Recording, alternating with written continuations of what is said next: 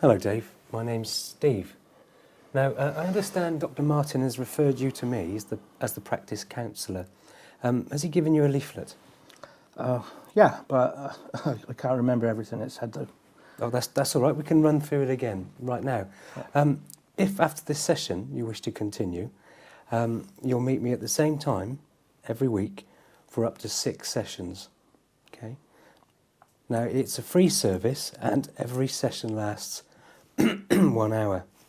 Now, I can't promise total confidentiality because I'll have to write up a summary for your records, and if I feel that at any moment I'm concerned for your safety, I'd have to talk to your GP. And, well, additionally, as a counsellor, I have to undergo supervision once a month just to make sure that I'm working within ethical boundaries. Is that okay with you? Well, yeah, I guess so. Great. So, can you tell me why you're here today? Yeah, well, I went to see the doctor because I haven't been sleeping well for some time, and I don't seem to have much appetite lately either. I think it's affecting my work. I'm a builder, and, well, I know I'm not pulling my weight on site. I thought the doctor may be able to give me something. And what did he say? He gave me some advice about eating properly, and give me some things to help me sleep, but he seemed more interested in me seeing you. And what do you think about that? I don't really know what you can do. I mean, I'm probably just a bit off colour or something. I thought you could give me some pills or something. I mean, I noticed that you're looking slightly uncomfortable, Dave. Is there something else you want to talk about? No, I'm fine. Some pills would have done. I'm sorry, I'm wasting your time. I'm sure I'll be fine next week. It's probably just a virus or something. All right, Dave, I can see that something's really bothering you. Why don't you just wait for a few more minutes? You don't have to say anything you don't want to, but I think it would help to talk. How about it? Oh, okay, just a bit longer then. Okay. So, you've been to see your GP because you've lost your appetite and you can't sleep, and you think that this is affecting your work. Like I said, it's probably just a virus or something. And how long have you been feeling like this?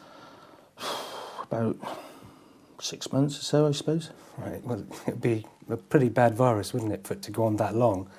Do you think there's anything else that might be making you feel unwell? What do you mean? Well, I don't know. Perhaps something's happened at work or at home. No, everything's fine. Yeah, well, I get a sense, though, Dave, that there's something going on and you're finding it difficult to talk about. Like I said, everything's fine. I shouldn't have come here. I can hear you saying everything's fine, Dave, but I feel that something is affecting you. But it's okay to talk about it here. Look, I can sort this out myself, okay? I can get some pills and I'll be okay. There's nothing anyone can do. I can deal with this.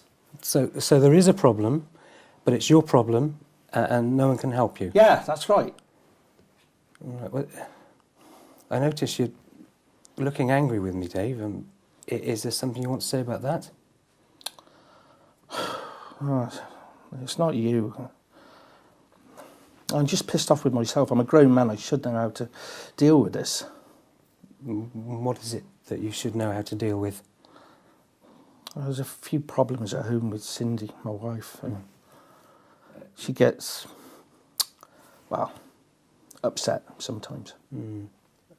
And, well, are you willing to tell me a little more about this? I don't know. She gets upset at all sorts of things. Work, mother, me, I suppose. And how do you get on generally? Oh, it's really good most of the time. You know, she's attractive and good fun. We've got a nice home. Could you tell me what Cindy's like as a person? Oh, like I said, you know, she's good fun to be with. I really love her. She could be a bit headstrong sometimes, a bit moody, but, well, you know what it's like when you live with someone. You can get on each other's nerves occasionally. Well, actually, Dave, I'm single and I live on my own, so I don't know what it's like to live with someone on a daily basis. How is it for you, Dave? It's okay most of the time. It's just, well, when she has these moods, it's well, it's difficult. So, you love Cindy, you enjoy being with her, but sometimes things get difficult when she has these moods. Yeah. And so, what exactly happens when Cindy has these moods? Well, things get heated, but it soon blows over. You know. None of it's meant, really. Things just get out of hand. Like I said, I love her. So when Cindy gets moody and things then get out of hand, but they often go back to normal, what happens then? Well, something will start her off, and then she starts screaming and shouting at me, taunting me, telling me I'm useless. It's like something comes over. I know she can't help it, but sometimes she even throws things at me. I try to stop her, but she just goes on and on. She just won't listen to me, just keeps screaming and shouting at me until I can't take it anymore. And then... And then what happens? I can't tell you. It's too awful. You probably think I'm terrible. No, Dave, I'm not here to judge you. Are you saying that there's violence? Yeah. So she's screaming at you and taunting you. You ask her to stop, but she takes no notice. But she just keeps on and on. Is that when it happens? You hit her? No, you don't understand. She hits me. Oh, I'm sorry, Dave. I jumped to a conclusion, and I shouldn't have done. I really apologise. It's okay. I mean, look at the size of me. You don't expect me to be getting beaten up by a woman half my size. You must think I'm really pathetic. No, I don't. In fact, I think you're being really courageous. It must take a lot for you to tell me things like this. I wouldn't know what to say or do if this sort of thing was happening to me.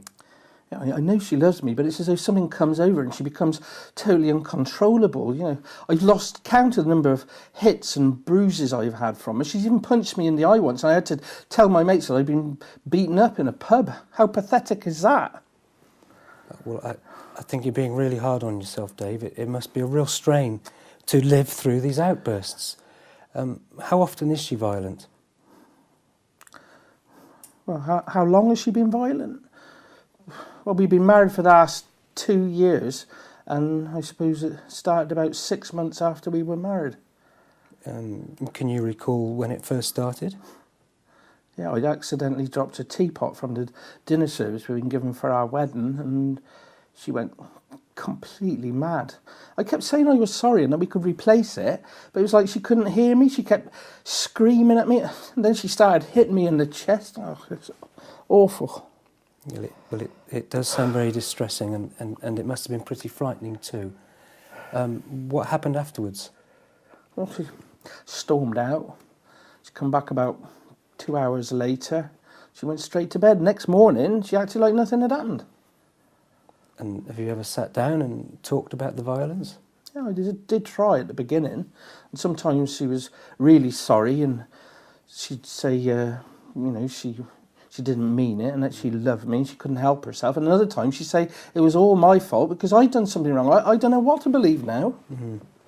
So sometimes she says it's her fault, and sometimes she says you're to blame, and it's this that's making you feel really confused? Yeah. I mean, generally, it's not the man that gets hit. Normally it's the other way round. So I must be to blame, mustn't I? I must be doing something wrong for her to want to hit me. No, Dave, you don't deserve to get hit. No one deserves that treatment. So why is this happening to me? I mean, I couldn't hit her when she's been violent to me. So, well, what's wrong with me? Well, there's nothing wrong with you, Dave. It's Cindy that's got the problem, and she needs help, really. Have you ever talked to her about seeing someone? Yeah, well, I did try, but she just said that it was all my fault because I'm such a poor husband. And if I wasn't such a poor husband, she wouldn't get so mad at me. See, I can't get my head around this because my parents are still happily married after 50 years. So what am I doing wrong? Well, you're not doing anything wrong. It is Cindy who has the problem, but I think this violence is taking its toll on you. Her mother's got a vile temper. Her father left when she was 18, but she never said why. Do you think that's got anything to do with the way she is? Well, I really don't know. I mean, if she's grown up seeing this type of behaviour between her parents, she might think it's normal, even though she doesn't like what's happening. No, I hadn't thought of that. I must admit, I'm no good at standing up to her. My parents are happily married, and I was an only child. I hate conflict. So when she starts on at me, I just stand there and take it. And then she says, I'm pathetic and I'm not a real man. And how does that make you feel? Well, like I'm worthless. I feel as though I must be failing her in some way. And it hurts, it really hurts. Yeah. Dave, you know, I think you've got a really, really difficult problem and you're finding it hard to cope with. I think it's important that you get the correct help for you to deal with this problem. We can do this together if you want. Well, yeah, I guess so. I mean, I know this is having a bad effect on me. It's actually quite a relief to admit it, what's been going on. Well, actually, you know, it is a very common problem, more than you realise, and men find it very difficult to talk about it when it is happening. Now, there is a self-help group that deals with men who have violent partners. Now, I have the details of that group if you'd wish to have it. Oh yeah, thanks. Do you think you could see her for me? You know, if I could persuade her to come, you could try and make her see sense?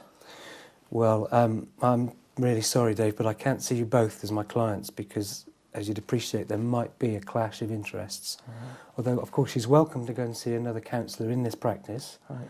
And there is, in fact, an anger management counsellor who runs anger management courses, which Cindy might find helpful to do. But that decision would have to be up to her. Okay, I'll try and talk to her again about this. Maybe I can get her to see how it's ruining our marriage and the effect it's having. Oh, glad now you made me stay and talk, and maybe things will work out okay if I can persuade Cindy to go for help too. Well, Dave, you know, you've really opened up to me today and talked about a lot of things that I think you found difficult. And how does that leave you feeling? Okay, I guess kind of relieved. Good. And would you be willing to come back and talk to me next week? Yeah. Yeah, I feel I've started and yeah, I think it'll be okay. Good.